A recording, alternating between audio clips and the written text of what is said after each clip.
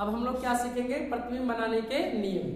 तो गोलीय दर्पण द्वारा प्रतिबिंब बनाने के कितने नियम होते हैं? 3 नियम होते हैं कुल टोटल, यानी प्रतिबिंब बनाने के नियम, तो प्रतिबिंब बनाने के 3 नियम होते हैं।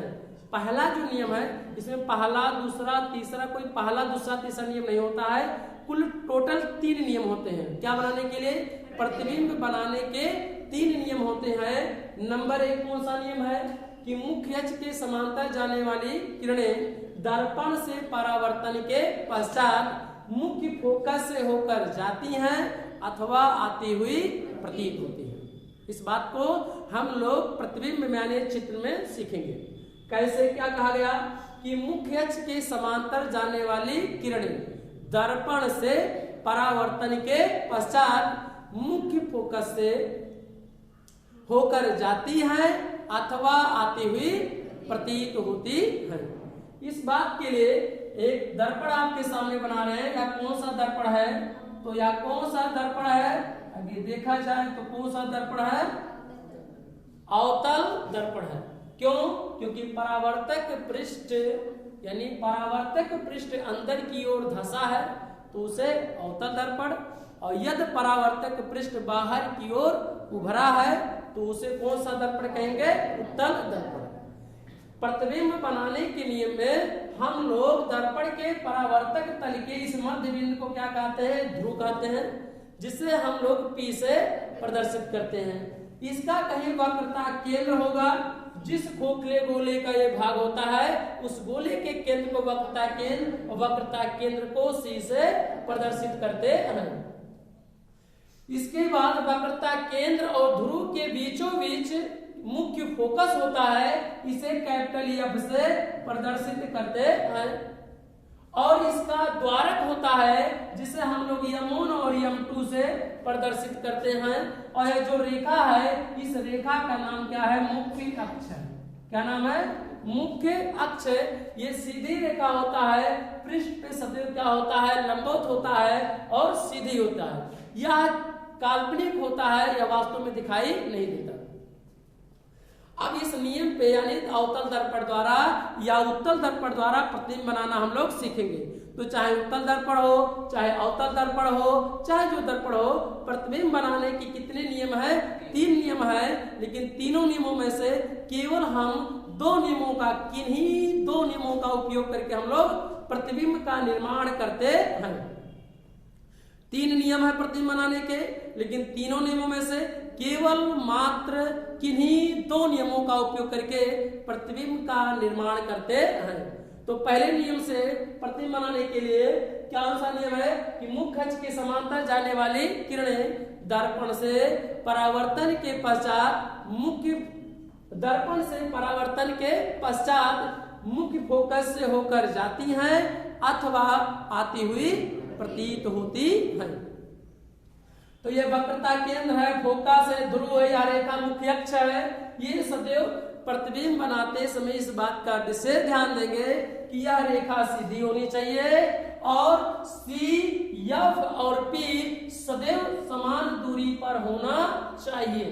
कभी भी अगर प्रतिबिंब को बनाना है या हम लोग बनाएंगे तो इस बात को जरूर ध्यान देंगे कि जो C यानी C, F और P एक सीध में होनी चाहिए और इनके बीच की दूरी सदैव क्या होनी चाहिए? बराबर होनी चाहिए। आइए नियम लिखिए। मुख्य अक्ष के समांतर, तो मुख्य अक्ष ये रेखा है और इसके समांतर जाएगी कोई भी किरण। मान लिया जाए ये भी किरण है और यानी ये भी किरण है, ये जाकर यहाँ पर टकरा रहा है। तो जिस बिंदु पर प्रकाश टकराती है उस बिंदु को आपतन बिंदु कहते हैं। इस बात को हम लोग परावर्तन के नियम में जान चुके हैं। परावर्तन के कितने नियम होते हैं? 2 नियम होते हैं। कौन कौन? आपतित किरण, आपतन बिंदु पर अभिलंब तथा परावर्तित किरण तीनों एक ही तल में होते हैं। और दूसरा क्या होता है? आपतन कोण सदैव परावर्तन कोण के बराबर होती है। दूसरा और था ये 2 नियम है प्रतिबिंब बनाने के, यानी परावर्तन के 2 नियम है। अब हम लोग यानी जो किरण किसी वस्तु पर गिरती है उस किरण को आपतित किरण कहते हैं और जिस बिंदु पर वह गिरती है उसे आपतन बिंदु कहते हैं। उस आपतन बिंदु से जो किरण निकलती है उस किरण को परावर्तित किरण कहते हैं, जो कि वह आपतित किरण ही होता है, परंतु उसका नाम बदल जाता है। वह कौन सा किरण हो जाता है? परावर्तित किरण हो जाता है। तो हम लोग सीखेंगे कि यानी ए से यानी बी पर, और यह मुख्य अक्ष है, इसके समांतर यह रेखा ऊपर भी यानी किरण जा सकती है, नीचे भी जा सकती है। दर्पण से परावर्तन होगा, परावर्तन के पश्चात तो मुख्य फोकस से होकर जाती है, तो अवतल दर्पण में मुख्य फोकस से होकर जाती है।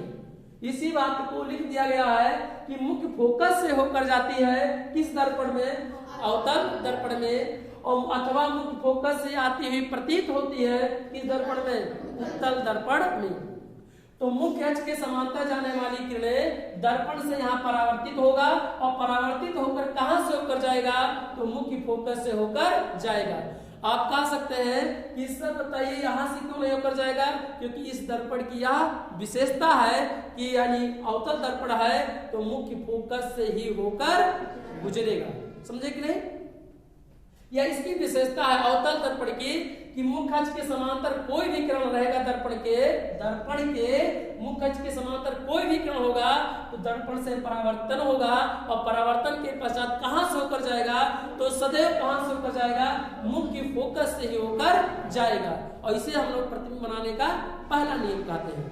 इस बात को हम लोग मुख्य अक्ष के समांतर यहाँ से होकर भी होकर जा सकता है किरण, और यहाँ से परावर्तित होगा, और परावर्तित होकर कहां से होकर जाएगा? तो मुख्य फोकस से होकर जाएगा। मुख्य फोकस यहाँ, तो यहाँ से भी होकर चला जाएगा। यह तीर की दिशा प्रदर्शित करेगा कि प्रकाश की किरण यहाँ से अगर देखा जाए ए डैश तो बी डैश, और यहाँ क्या हो जाए? सी डैश, और यह क्या हो जाएगा? सी। तो ये से होकर बी की ओर जाएगा, यहाँ टकराएगा। बी डैश को आपतन बिंदु कहते हैं, और आपतन बिंदु के उपरांत यहाँ कहां से होकर जाएगा? फोकस से होकर जाएगा। लेकिन ये जाती है किस दर्पण में? अवतल दर्पण में जाती है। यहाँ पर केवल प्रकाश की एक ही दो किरणों को दिखाया है, इस पर आप प्रकाश की कई किरणों को दिखा सकते हैं। मान लीजिए कोई किरण यहाँ से होकर जाएगा, टकराएगा, एक तो टकरा कर कहां से होकर जाएगा? तो टकरा कर कहां से होकर जाएगा? फोकस से ही होकर जाएगा, क्योंकि अवतल दर्पण की क्या है? विशेषता है कि मुख्य अक्ष के समांतर कोई भी किरण होगा तो क्या होगा? अवतल दर्पण में मुख्य फोकस से ही होकर गुजरेगी, या क्या होगा? जाएगी। यहाँ से होकर क्या चला जाएगा। यहाँ दो किरण हो गए, और भी किरण यहाँ नीचे हो जाता तो मान ली यहाँ से होकर टकराता, तो टकराने के बाद कहां से होकर जाएगा? तो दर्पण के मुख्य फोकस से होकर जाएगा। तो यानी यहाँ इसकी क्या विशेषता कि यानी यहाँ से होकर जाएगा और सीधी जाएगा। ये रहा अवतल दर्पण में प्रतिबिंब का बनने का पहला नियम। ऐसे ही हम लोग सीखेंगे उत्तल दर्पण में। तो उत्तल दर्पण हम लोग बना लें। उत्तल दर्पण में परावर्तक पृष्ठ बाहर की ओर उभरा होता है। तो यानी आप देख सकते हैं, यानी दाहिने तरफ इधर जो है तो आप देख रहे हैं पेंट लगा दिया गया, और पेंट लगाने के लिए यह एक रेखा ऐसे छोटी छोटी रेखा से बना दिया जाता है। इसका भी इधर चेहरा दिखाई देगा, तो इधर वाले पृष्ठ को क्या कहेंगे? परावर्तक पृष्ठ, और इधर वाले पृष्ठ को अपवर्तक पृष्ठ। इसका कहीं ध्रुव होगा तो ये ध्रुव को किससे प्रदर्शित करेंगे? पी से। यहाँ से एक रेखा है, इसका वक्रता केंद्र कहीं होगा तो इसे हम लोग किससे प्रदर्शित करते हैं? सी से। तो इस रेखा से होकर जाने वाली रेखा को मुख्य अक्ष कहते हैं, यानी पी और सी। यानी इस रेखा के सदैव हमारा तिरछा के लिए क्या होना चाहिए? सीधा होना चाहिए। अब हम लोग इसका कहीं मुख्य फोकस होगा। हम लोग जानते हैं कि मुख्य फोकस कहाँ होता है? कहाँ होता है? दर्पण के ध्रुव और वक्रता केंद्र के बीचों बीच ठीक मध्य बिंदु पर होता है। अर्थात यहाँ पर है कि कैपिटल क्या है? एफ है। यहाँ पर प्रकाश की किरण इधर से नहीं डाला जा सकता। क्यों? क्योंकि अपवर्तक पृष्ठ है, क्योंकि इस पृष्ठ से प्रकाश का परावर्तन नहीं होगा। इसमें भी प्रकाश की किरण इधर से नहीं डाल सकते। क्यों? क्योंकि इधर का पृष्ठ क्या है? अपवर्तक पृष्ठ है। अपवर्तक पृष्ठ से प्रकाश का परावर्तन नहीं होता, इसलिए परावर्तक पृष्ठ की ओर से प्रकाश की किरणें सदैव डाली जाती है। तो परावर्तक पे इधर से तो हम लोग डाल नहीं सकते, तो इधर से ही डालेंगे। मुख्य अक्ष है तो इसके सदैव क्या होना चाहिए? समांतर होना चाहिए। समांतर रेखा आपस में समांतर उन्हें कहते हैं कि यदि दो रेखाओं को अनंत तक बढ़ाया जाए वह एक दूसरे को कभी ना काटे तो ऐसे रेखाओं को या ऐसे किरणों को समांतर किरण कहते हैं या समांतर रेखा कहते हैं। यदि दो रेखाओं को अनंत तक बढ़ाया जाए, या इसी परिभाषा को हम लोग बदल सकते हैं, कह सकते हैं कि यदि दो रेखाओं के बीच की दूरी प्रत्येक जगह समान होती है तो ऐसे रेखाओं को समांतर रेखा कहते हैं। जैसे एग्जांपल के तौर पे यह रेखा और यह रेखा, इसके प्रत्येक बिंदु के बीच की दूरी, रेखा के बीच की दूरी क्या है, बराबर है। इसलिए अगर बराबर है तो यानी अगर इसे ये भी रेखा कहा जाए और CD, तो ये भी और CD दोनों रेखाएं क्या है, आपस में समान, क्योंकि इसके बीच की दूरी यहाँ यहाँ यहाँ प्रत्येक बिंदुओं पे क्या है, बराबर है। तो उसे हम लोग क्या कहेंगे, समांतर रेखा। और यदि इसी रेखा को अनंत तक बढ़ाया जाए, एक दूसरे को कभी ना काटे, वही परिभाषा, तभी इनके बीच की दूरी क्या होगा, बराबर होगा, तो कभी काटेंगे नहीं, तो उसे हम लोग क्या कहेंगे, समांतर रेखा। तो समांतर रेखा से ही समांतर मुख्य अक्ष के होना चाहिए, यह मुख्य अक्ष है आपका। और कौन सा दर्पण है, उत्तल दर्पण है।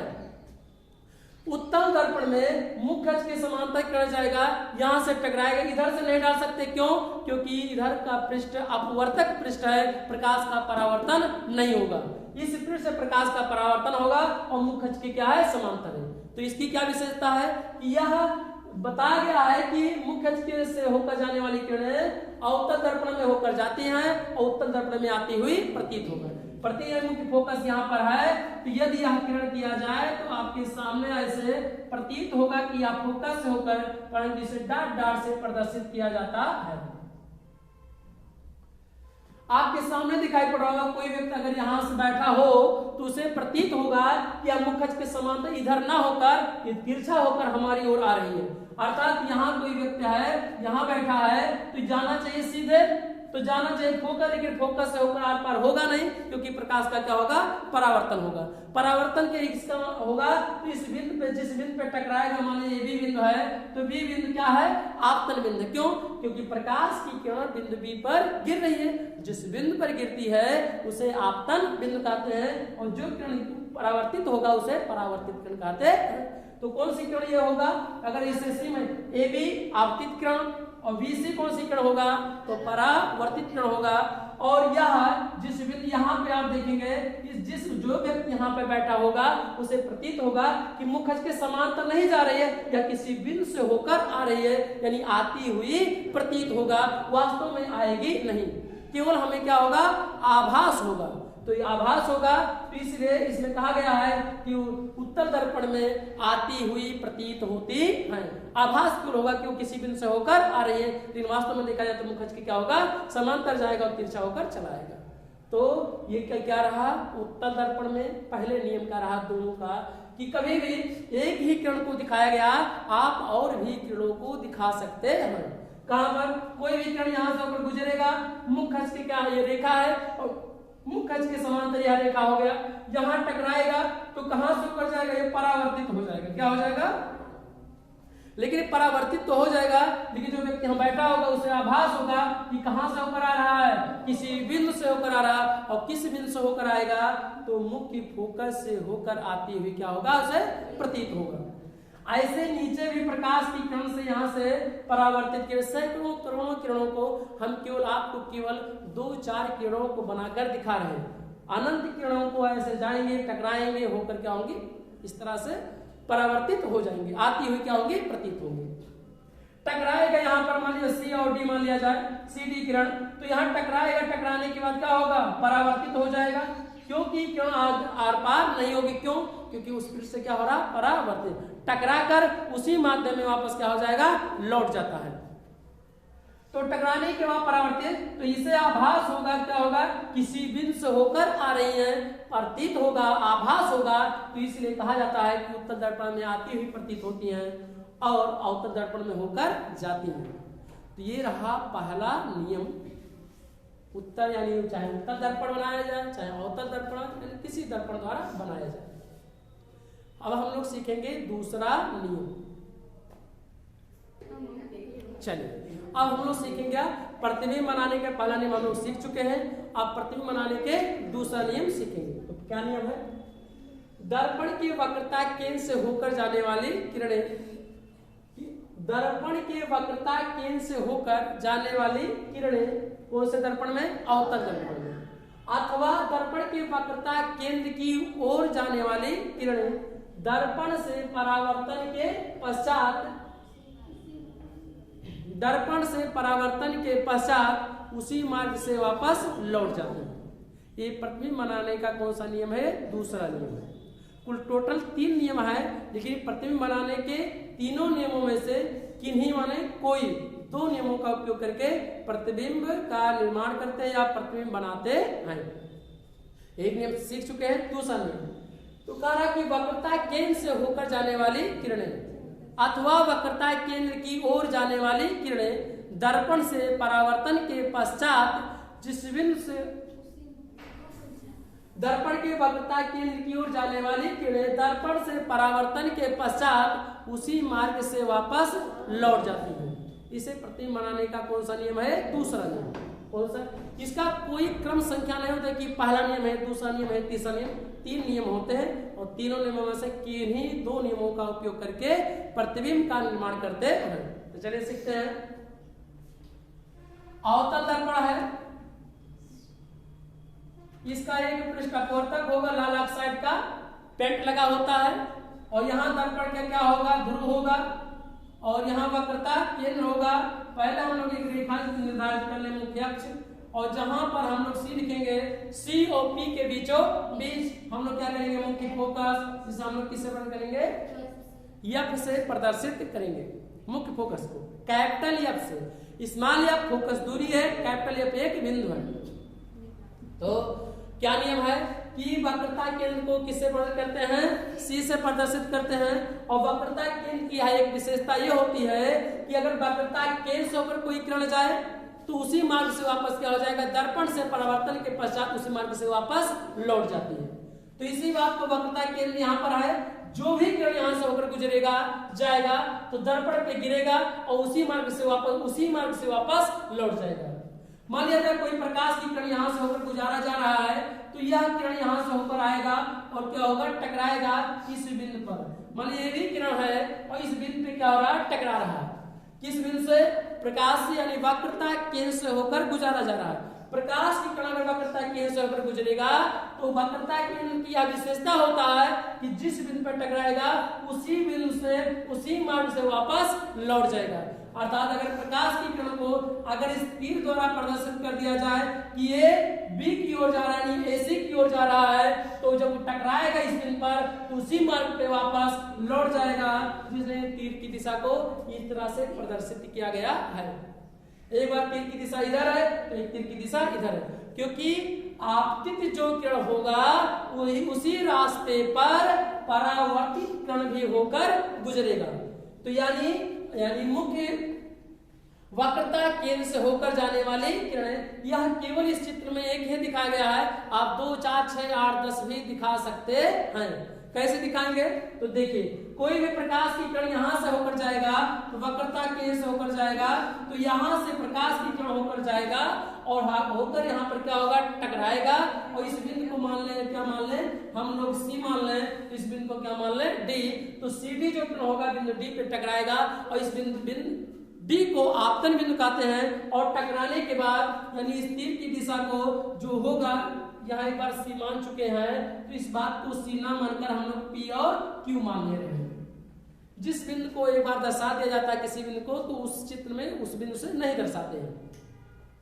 तो P अगर मान ले तो P C की ओर यह किरण जा रहा है, तो वह कौन सी किरण है? ये तो ये आपतित किरण है। इस बिंदु पे टकराएगा और इस बिंदु की विशेषता ये है कि उसी मार्ग से वापस क्या हो जाएगा? लौट जाएगा। तो हम लोग देखें कि 2 चित्र और भी किरणें हो सकती हैं। यहाँ से प्रकाश की किरण डाला जाए तो डालने के बाद प्रकाश किरण होकर यहाँ से जाएगा, टकराएगा, टकरा कर वापस उसी मार्ग से वापस लौट जाएगा। यानी इस बिंदु से होकर सी से होकर जाएगा। सी क्या कौन सी बिंदु है? वक्रता केंद्र है। और वक्रता केंद्र की इस बिंदु की विशेषता है, खासियत है कि अगर इस बिंदु से कोई भी क्रम जाएगा और दर्पण से परावर्तित होगा तो उसी बिंदु से वापस होकर लौट जाएगा। यानी उसी रास्ते से, मार्ग माने होता है रास्ता, उसी मार्ग से वापस क्या हो जाएगा? लौट जाएगा। लेकिन ये किस में? अवतल दर्पण में। कौन सा दर्पण है? अवतल दर्पण में इसी बात को और भी बिंदुओं से, मान कोई किरण यहाँ से डाले, यहाँ से होकर जाए तो जाएगा तो यहाँ से टकराएगा, टकराने के बाद ये क्या करेगा? वापस उसी मार्ग से वापस लौट जाएगी। क्योंकि वक्रता केंद्र की यह एक मुख्य विशेषता यही है कि इस बिंदु से कोई भी किरण हो जाएगा और दर्पण से परावर्तित होगा तो उसी मार्ग से वापस लौट जाता है। दूसरा इसमें कहा गया, इसी में बताया गया कि मुख्य फोकस से होकर जाती है। इसी पॉइंट में कहा गया अथवा दर्पण के वक्रता केंद्र की ओर जाने वाली किरण, वक्रता उत्तल दर्पण में वक्रता केंद्र की ओर जाती है। प्रकाश की किरणों को इधर से नहीं डाला जा सकता, क्यों? क्योंकि इधर वाला पृष्ठ क्या है? अपवर्तक पृष्ठ है, तो अपवर्तक पृष्ठ से प्रकाश का परावर्तन नहीं होता है, इसलिए प्रकाश की किरण को इधर से नहीं डाला जा सकता है। हम लोग अब सीखेंगे कौन से दर्पण की बात करेंगे? हम लोग उत्तल दर्पण की बात करेंगे। उत्तल दर्पण क्या होता है? इसके भी सभी बिंदुओं को दर्शा लिया जाए। दर्शाने की बात हम लोग सीख चुके हैं कि कैसे हम लोग एक रेखा खींचेंगे और यह कैसी रेखा होगा? वो सीधी रेखा होगा, सरल रेखा, और इस सभी बिंदुओं को क्या करेंगे? दर्शा लेंगे। इसके एक पृष्ठ को पहले हम लोग लाल ऑक्साइड का पेंट लगा देंगे और लाल ऑक्साइड के पेंट को किससे प्रदर्शित करेंगे? ऐसे छोटे छोटे रेखा द्वारा क्या करेंगे? प्रदर्शित कर देंगे। लाल ऑक्साइड का पेंट लगा दिया गया। इधर वाला पृष्ठ कौन सा है? अपवर्तक पृष्ठ है। आपको यह एक ऐसा रेखा दिखाई पड़ रहा होगा, लेकिन वास्तव में यह रेखा नहीं है, क्या तल है, यानी क्या है? पृष्ठ है। अगर इसी पृष्ठ को अगर हम देखें तो ऐसे इस तरह से, यानी ऐसे इस तरह से चित्र बना है। जो सामने का पृष्ठ आप देख रहे हैं क्या है? तल है। और ऐसे ही आपको दिखाई पड़ रहा है, तो हमारी हथेली भी आपको एक हासुए की आकार का दिखाई दे रहा होगा, जो कि यह क्या है? पृष्ठ है। और पृष्ठ के लिए हम लोग परावर्तित करा रहे हैं।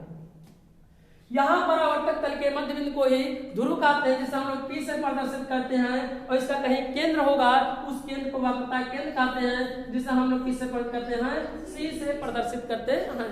और इस दोनों बिंदुओं के बीच में मध्य बिंदु पे ठीक बीचों बीच में हम लोग अगर यहाँ पर यह दर्शा दें तो गलत हो जाएगा चित्र, यहाँ दर्शा दें तो यहाँ पर हमारे पास पटरी नहीं है, लेकिन हम लोग लगभग करके मध्य बीचों बीच पे हम लोग क्या करेंगे? कैपिटल एफ को दर्शाएंगे, यानी मुख्य फोकस को दर्शाएंगे। लगभग यानी मध्य बिंदु पे ही दर्शाएंगे हम लोग। अगर थोड़ा इधर उधर हो जाएगा तो हमारा चित्र भी इधर उधर थोड़ा क्या हो जाएगा? गलत आने के ज्यादा चांस होगा। यदि हमारे पास पटरी ना हो फिर भी अंदाज से हम लोग बीच ठीक यानी मध्य बिंदु पे आपको दर्शाएंगे। इसके बाद अब हम लोग सीखेंगे कि इस नियम को कैसे से दर्शाया जाए। हमने कहा कि मुख्य वक्रता केंद्र से होकर जाने वाली किरणें दर्पण से परावर्तन के पश्चात उसी मार्ग से वापस लौट जाती हैं, अथवा वक्रता केंद्र की ओर जाने वाली किरणें। तो वक्रता केंद्र की ओर क्यों कहा जा रहा है? क्योंकि वक्रता केंद्र यहाँ पर ये है और उत्तर दर्पण में जैसे प्रकाश की किरण जाएगा, क्यों? क्योंकि यहाँ से होकर गुजर नहीं सकता है, क्योंकि प्रकाश का क्या हो जाएगा? परावर्तन हो जाएगा। तो यहाँ से लेकर हम दर्शा दिखा सकते हैं यह किरण किधर की ओर जा रहा है? तो वक्रता केंद्र की ओर जा रहा है। वास्तव में जाएगा नहीं, क्यों? हमें क्या होगा? प्रतीत होगा, आभास होगा, लेकिन जाएगा नहीं, क्योंकि प्रकाश की किरणें आर पार नहीं हो सकती हैं, क्योंकि यह क्या है? दर्पण है। इसके लिए पृष्ठ से क्या होगा? प्रकाश का परावर्तन हो जाएगा, प्रकाश किरण आर पार नहीं होकर गुजरेगी। तो यानी वक्रता, लेकिन हम यहाँ बैठे हो तो हमें दिखाई देगा कि यह वक्रता केंद्र की ओर ऐसे सीधे होकर जा रहा है या गुजर रहा है, अर्थात वक्रता केंद्र की ओर जाने वाली किरणें दर्पण से परावर्तन यहाँ क्या होगा? टकराएगा, और टकराने के उपरांत क्या होगा? उसी मार्ग से वापस लौट जाएगा। तो उसी मार्ग से वापस लौटेगा तो हम इस दिशा को हम लोग इस तरह से यानी चित्र द्वारा प्रदर्शित कर देते हैं।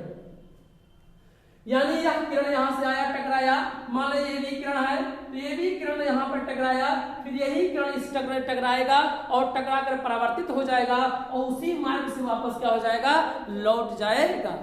तो यानी वक्रता के इसी बात को हम लोग एक किरण द्वारा दर्शा दिया गया, और भी किरणों को दर्शा सकते हैं। प्रकाश की किरण इधर से डाल दिया जाए तो डालेंगे तो तीर की दिशा इधर हो जाएगा, सीधे नहीं जाएगा, आपको आभास होगा कि वक्रता केंद्र की ओर जा रही है।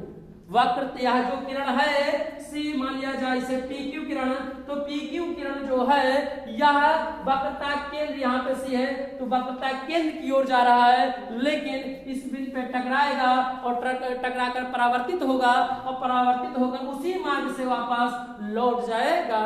और इसे हम लोग प्रतिबिंब बनाने का कौन सा नियम कहते हैं? दूसरा नियम। जब दोनों नियमों को मिला दिया जाता है तो इसी बात को कहा जाता है कि दर्पण के वक्रता केंद्र से होकर जाने वाली किरणें तो उत्तल दर्पण अवतल दर्पण वक्रता केंद्र से होकर जाती हैं और उत्तल दर्पण में वक्रता केंद्र की ओर जाती हैं, और दोनों को मिला दिया जाता है तो वक्रता केंद्र से होकर जाने वाली किरणें या वक्रता केंद्र की ओर जाने वाली किरणें दर्पण से परावर्तन के पश्चात उसी मार्ग से वापस लौट जाती हैं। ये प्रतिबिंब बनाने का कौन सा नियम रहा? दो नियम है। इसी बात को हम लोगों ने केवल दो रेखाओं द्वारा, दो किरणों द्वारा और भी किरणों को आप दर्शा सकते हैं। जैसे मान कोई किरण यहाँ से आया, टकराएगा, टकरा कर क्या होगा? टकरा कर उसी मार्ग से वापस क्या हो जाएगा? डॉट डॉट देखा जाए तो वक्रता केंद्र की ओर जा रहा है, परंतु यहाँ से किरण आर पार उधर नहीं जा पाएगा और उसी मार्ग से वापस लौट जाएगा। तो लौटने की दिशा को हम लोग उसके तीर की दिशा को क्या करेंगे? पलट देंगे। तो यहाँ पे यहाँ से दिशा इधर आए और फिर यहाँ से टकराएगा और टकरा कर इसी मार्ग से वापस लौट जाएगा।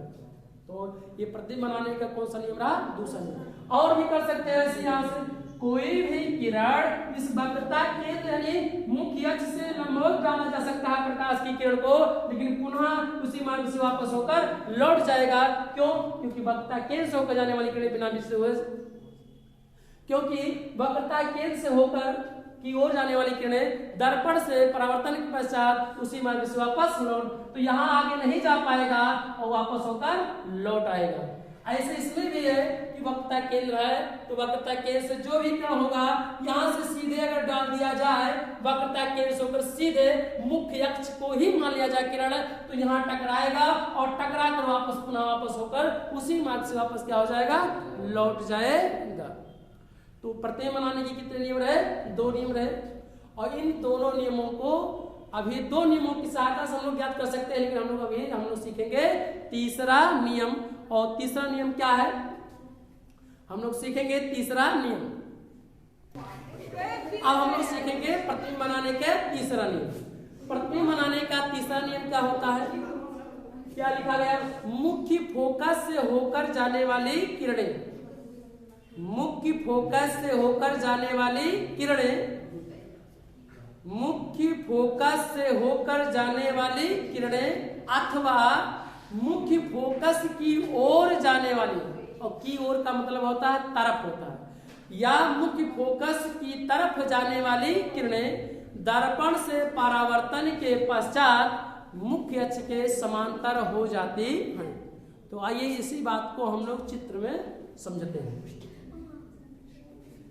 क्या कहा गया? एक दर्पण बना लिया जाए, दो दर्पण, एक उत्तल दर्पण और एक अवतल दर्पण। तो कौन सा ये दर्पण है? अगर देखा जाए तो अवतल दर्पण है। एक रेखा निर्धारित कर लेंगे, और यह रेखा कौन सी रेखा? इस रेखा का क्या नाम है? मुख्य अक्ष नाम है। क्या है? मुख्य अक्ष नाम है। क्या नाम है? मुख्य अक्ष। इसके सभी बिंदुओं को दर्शा लिया जाए। दर्शाने के लिए हम आप लोगों को बताए हैं कि एक रेखा पहले तो निर्धारित कर देंगे और उस रेखा पे सभी बिंदुओं को दर्शाएंगे। जहां दर्पण पे काटेगा इसे हम लोग P से दर्शा देंगे, जो दर्पण का क्या होता है? ध्रुव होता है। और इसके बाद इसके वक्रता केंद्र को क्या करेंगे? दर्शा देंगे। वक्रता केंद्र को किससे प्रदर्शित करते हैं? C से प्रदर्शित करते हैं। और C और P के बीचों बीच ठीक मध्य बिंदु पर मुख्य फोकस होता है, इसलिए लगभग हमारे पास पटरी नहीं होगा ना तो आपके पास, लेकिन इस बात को हमेशा याद रखिएगा C और P के बीचों लगभग के बीचों बीच होना चाहिए, इधर उधर नहीं होना चाहिए। यानी कैपिटल F मुख्य फोकस को कैपिटल F और स्मॉल f का फोकस दूरी होता है, जो ध्रुव और मुख्य फोकस के बीच की दूरी होता है। अब हम लोग सीखेंगे कि इस नियम को कैसे इसमें दर्शाया जाए। कहा गया कि मुख्य फोकस से होकर जाने वाली किरणें, तो मुख्य फोकस यहाँ पे है आपके पास, और अगर इसी के सामने अगर उत्तल दर्पण भी बना ले ऐसे इस तरह से, तो उत्तल दर्पण के सभी बिंदुओं को दर्शा लिया जाए, बना लिया जाए इसमें। यह एक रेखा है और इस रेखा का नाम क्या है? मुख्य अक्ष, जो कि यह दर्पण में क्या होता है? काल्पनिक होता है। तो इसके परावर्तक पृष्ठ को हम लोग ध्रुव और इसके केंद्र को कहेंगे, जिस गोले का यह भाग होता है उस गोले के केंद्र को वक्रता केंद्र कहते हैं, जिसे हम लोग C से और P और C के ठीक बीचों बीच मुख्य फोकस होता है, जिसे हम लोग कैपिटल F से प्रदर्शित करते हैं। चित्र बनाते या नियम बनाते समय इस बात का हमेशा ध्यान रखेंगे कि ये तीनों बिंदु एक सीधी रेखा में होने चाहिए, तिरछा या इधर उधर नहीं होना चाहिए। तो कहा गया है कि मुख्य फोकस से होकर जाने वाली किरणें, तो वास्तव में अगर देखा जाए तो मुख्य फोकस से होकर जाए, यही मुख्य फोकस है आपके सामने। इससे प्रकाश की किरण चाहे इधर से डाला जाए और चाहे इधर से डाला जाए, तो डालने के लिए हम लोग पहले दर्शा दें कि इधर से डालने फोकस से होकर जाएगा। कहां से किरण होना चाहिए? फोकस से होकर जाना चाहिए। इधर ना तो यहां से जाना चाहिए, ना तो यहां, ना तो यहां, ना तो यहां। कहां से होना चाहिए? होकर जाना चाहिए, तो फोकस से होकर जाना चाहिए। तो मुख्य फोकस से होकर जाने वाली किरणें, तो मुख्य फोकस में केवल अवतल दर्पण में जाती हैं, इसलिए कहा गया अवतल दर्पण। तो मुख्य फोकस से होकर जाती हैं किस दर्पण में? अवतल दर्पण में, अथवा मुख्य फोकस की ओर जाने वाली किरणें। मुख्य फोकस यहाँ पे उत्तल दर्पण में यहाँ पर एफ है, तो एफ से हम लोग जो भी किरण यहाँ से होकर गुजरेगा, तो यानी मुख्य फोकस की ओर जाने वाली किरणें। मुख्य फोकस की ओर का मतलब है कि मुख्य फोकस की तरफ जाने वाली किरणें। जो किरण जाए किधर जाना चाहिए? मुख्य फोकस की ओर जाना चाहिए। चूंकि इधर का पृष्ठ अपवर्तक है तो क्या होगा? इधर प्रकाश की किरण आएगा नहीं, परंतु इस बिंदु पे क्या होगा? टकराएगा और प्रकाश का क्या होगा? परावर्तन होगा और क्या होगा? मुख्य अक्ष के समांतर हो जाता है। तो मुख्य अक्ष आपका ये है, यह रेखा कौन सी है? मुख्य अक्ष है, मुख्य अक्ष है। और मुख्य अक्ष के बाद यानी यह मुख्य अक्ष के सदैव क्या हो जाएगा? समांतर हो जाएगा, यानी यहां से होकर ऐसे होकर चला जाएगा, तीर की दिशा ऐसे इस तरह से।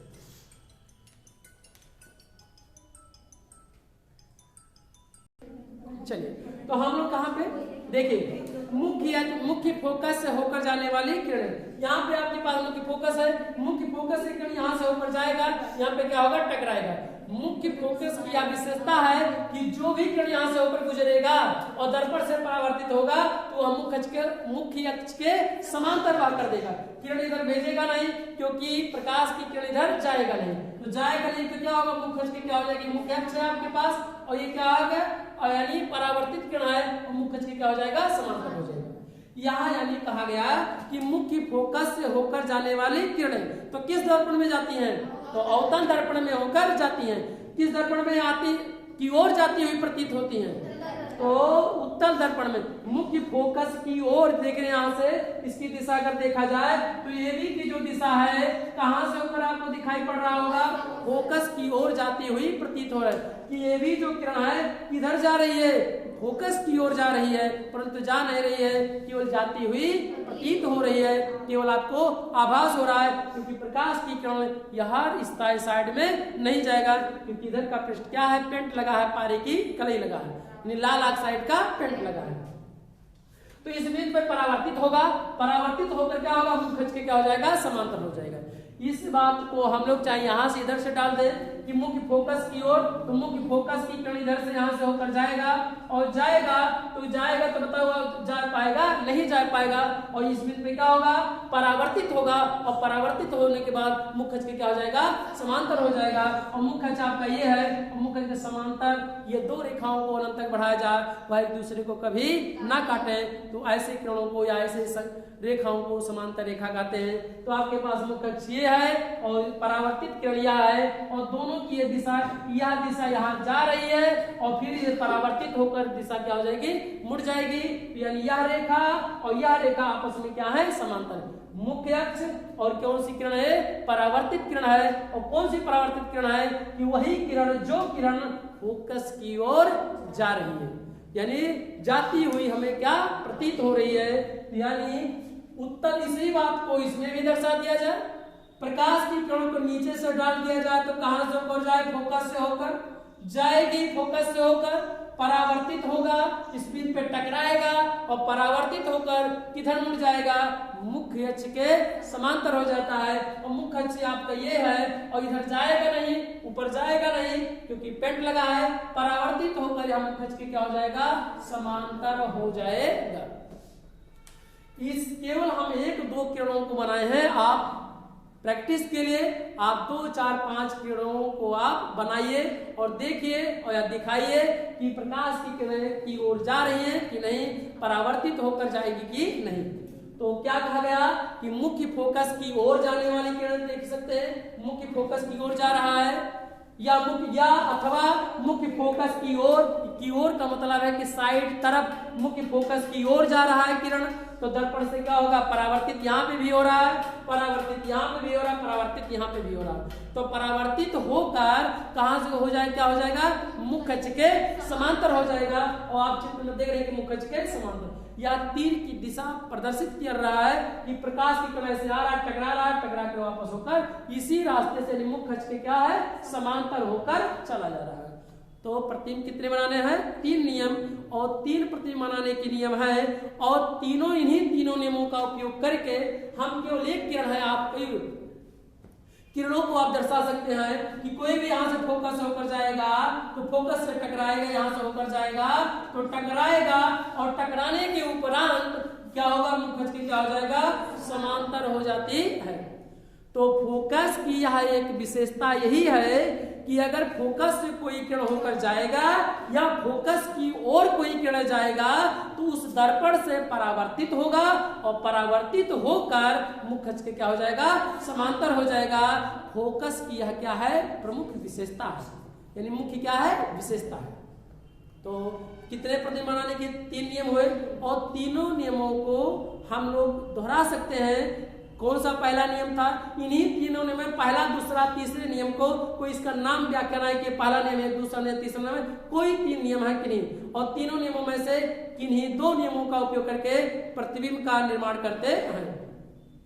प्रतिबिंब के निर्माण में 3 नियमों में से किन्हीं केवल मात्र 2 नियमों का उपयोग करके बनाते हैं। तो चलिए हम लोग सीखते हैं प्रतिबिंब बनाने के नियम किस दर्पण द्वारा, उत्तल दर्पण द्वारा और अवतल दर्पण द्वारा, 2 तरह के हम लोग सीखेंगे। तो पहले हम लोग किस दर्पण के लिए सीखेंगे, उत्तल दर्पण द्वारा नहीं, अवतल दर्पण द्वारा पहले सीखा जाए।